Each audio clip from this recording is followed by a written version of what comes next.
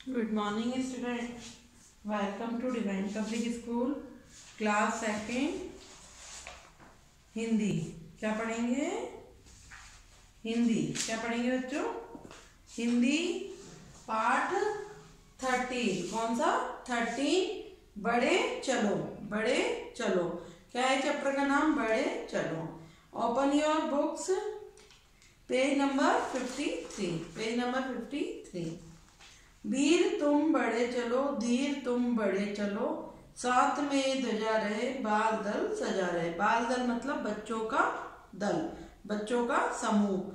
कवि क्या कह रहा है? वीर तुम बड़े चलो मतलब हम आगे बढ़ते चले। धीर तुम बड़े चलो, है ना। साथ में ध्वजा रहे, ध्वजा मीन्स झंडा। हाँ, साथ में ध्वजा रहे, बाल दल सजा रहे, हम सब एक साथ रहे। ध्वज कभी झुके नहीं, दल कभी रुके नहीं। झंडे का जो है वो कभी झुके नहीं, झंडा कभी झुके नहीं, और बच्चों का समूह कभी रुके नहीं। सामने पहाड़ हो, सिंह की दहाड़ हो। चाहे सामने पहाड़ हो, चाहे शेर की, सिंह मीन्स शेर की दहाड़ हो, शेर की आवाज हो। तुम निडर हटो नहीं, तुम निडर डटो वहीं। वीर तुम बड़े चलो, धीर तुम बड़े चलो। कभी भी उससे डरना नहीं और अपने रास्ते से हटना नहीं, कभी डरना नहीं और आगे बढ़ते रहना है हमेशा। प्रातः हो कि रात हो, सुबह हो कि रात हो, संग हो ना साथ हो, और चाहे कोई का संग हो या साथ हो। सूर्य से बड़े चलो, चंद्र से बड़े चलो।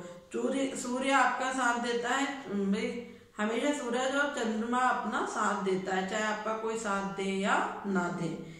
वीर तुम बड़े चलो, धीर तुम बड़े चलो, हमेशा आगे बढ़ते चलो।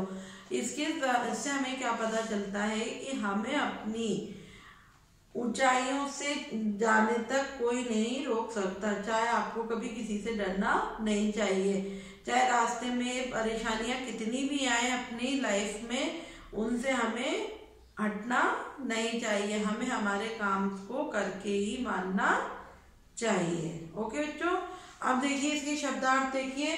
सबसे पहले है वीर। वीर मीन साहसी, वीर मीन साहसी, हिम्मत वाला, साहसी। बाल दल मतलब बच्चों का समूह, सारे बच्चे एक साथ। दहाड़, दहाड़ मीन शेर की आवाज। धीर संतोष रखने वाला मतलब आराम से संतोष रखने वाला, जिसको गुस्सा नहीं आता हो। ध्वजा मीन झंडा। निडर जो डरता न हो, जो डरता न हो। क्वेश्चन नंबर 1 देखिए। कवि किसे आगे बढ़ने को कह रहा है? वीरों को। किसको? वीरों को मतलब बहादुरों को, बच्चों को।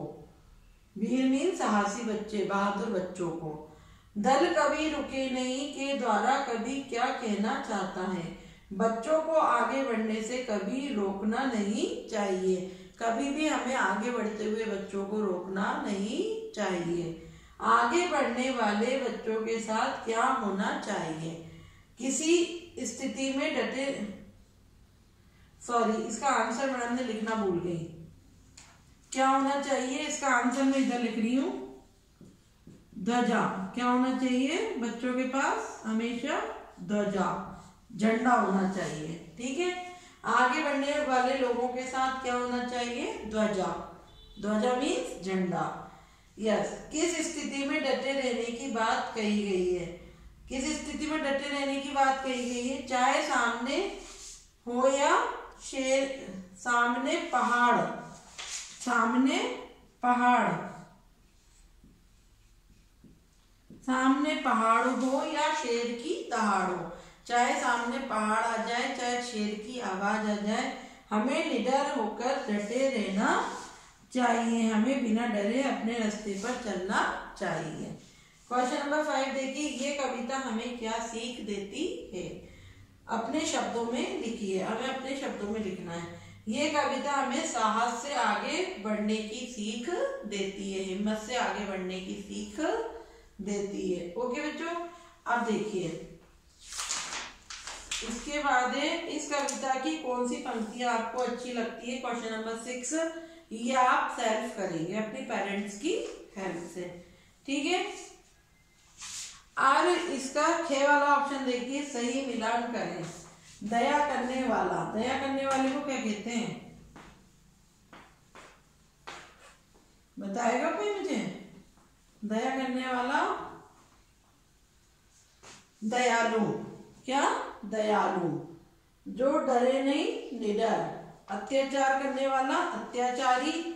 जिसे डर लगता हो डरपोक। और सत्य बोलने वाला सत्यवादी। देखो फर्स्ट खे के फर्स्ट में मिलान करो। खे वाला क्या है आपका? मिलान करो। ठीक है, फर्स्ट में आएगा जो दया करने वाला दयालु। फर्स्ट वाला कहां से मैच करोगे आप? दयालु। ठीक है, जो डरे नहीं निडर। जो डरे नहीं वो निडर। ठीक है, अत्याचार करने वाला अत्याचारी। अत्याचारी। ठीक है, जिसे डर लगता हो डरपोक। ठीक है, और जिस सत्य बोलने वाला सत्यवादी। सत्य बोलने वाला मतलब सही बोलने वाला सत्यवादी। ठीक है, ये आपका खे वाला ऑप्शन पूरा। अब इसके बाद गे वाला देखिए। गे वाले में फर्स्ट नंबर पे ध्वज का अर्थ है। ध्वज किसे कहा गया है? झंडा, गरजना या बहादुर। किसे कहते हैं? झंडा। झंडा। ठीक है, सेकंड वाला देखिए, प्रातः का विलोम शब्द है। प्रातः का सुबह का क्या होता है? दिन, साय या रात। सुबह का साय। सुबह और शाम होता है ना, तो शाम को हिंदी में साय भी कहते हैं। ठीक है, पहाड़ का तुकांत। पहाड़ का क्या होता है?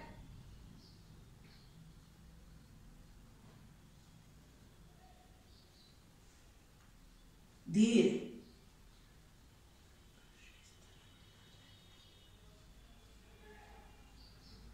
धीर। ठीक है, वीर पुरुष को किस तरह बढ़ना चाहिए? सूर्य और चंद्रमा की तरह। सूर्य और चंद्रमा की